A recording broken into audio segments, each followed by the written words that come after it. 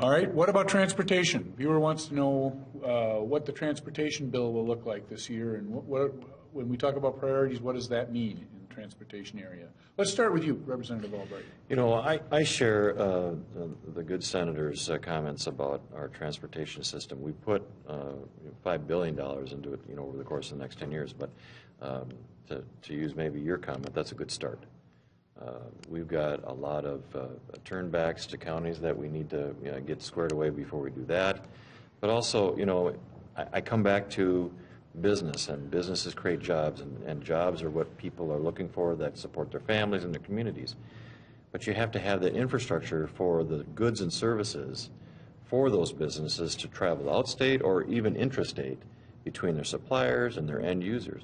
And I dare say that, an emphasis of this next 2 years should be on roads and bridges, rebar and concrete and asphalt.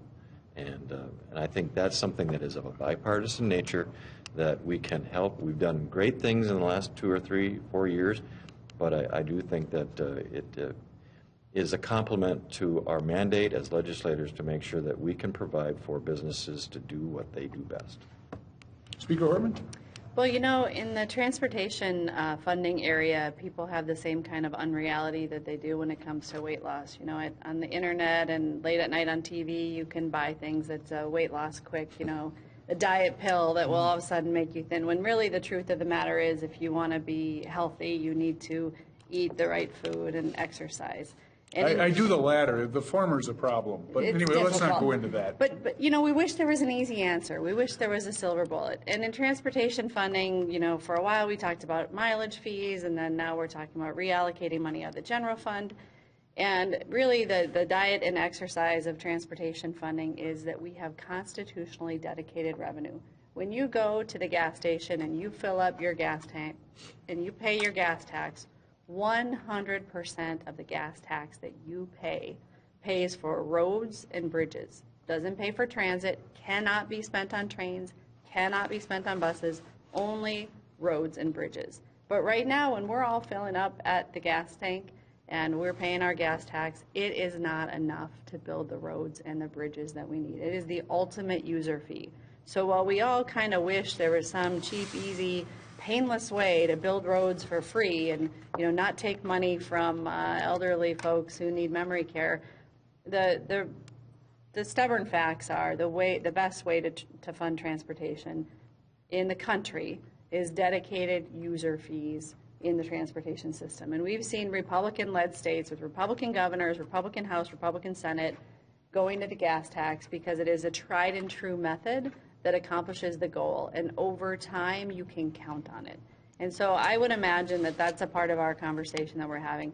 But we can't just take care of roads and bridges. We really have to acknowledge that we do live in the calendar year 2019. There are a lot of people who live in Ham Lake and Brooklyn Park who take the bus to work in downtown Minneapolis. There's 40,000 people who work down there, and a significant percentage of them use transit to get there. So we can't just not fund transit because some people don't like funding transit. So we need a comprehensive plan that looks at ports, that looks at airports, freight rail, passenger rail, and transit. And it's not an easy discussion, but that's why we ran for office, is to have these hard discussions. There's kind of an immediate problem, and I'm not sure my colleagues are aware of this, but in last year's budget, we allocated $70 million of general fund money for transit, general fund. But we didn't put it into the tails, so it's not in the current budget forecast. So unless we find $70 million, transit's going to have to be reduced by that amount. So I'm not sure the state right now in these budget circumstances with GDP growth slowing is going to have the resources to even maintain transit at the level we have it, because it has to compete with everything else in the budget, schools and health care and everything else.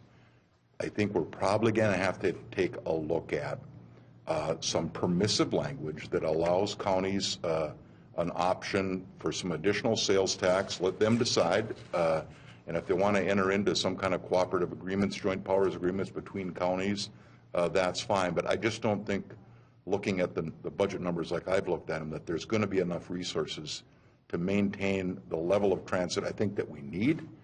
So we're going to have to find some additional revenue for transit. And, we currently have, counties have an option to do a 0.5 cent sales tax for roads and bridges.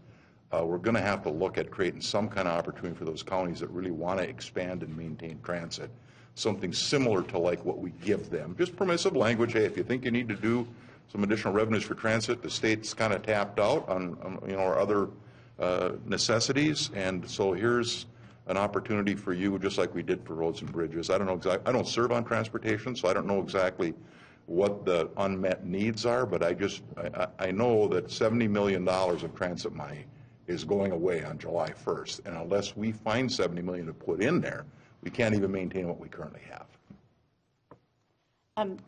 I was listening to Representative Albright and thinking, okay, so what he said, with all due respect, I don't serve on a transportation committee, and like you, Senator Bach, I don't want to get out of my depth, but generally, let's focus on roads and bridges, safe, functional, non-congested roads. If you commute, God bless you if there's 2 inches of snow. And in greater Minnesota, supporting our smaller towns that maybe don't have a tax base to keep the roads from deteriorating so they can continue to be attractive places for people to do business. One of the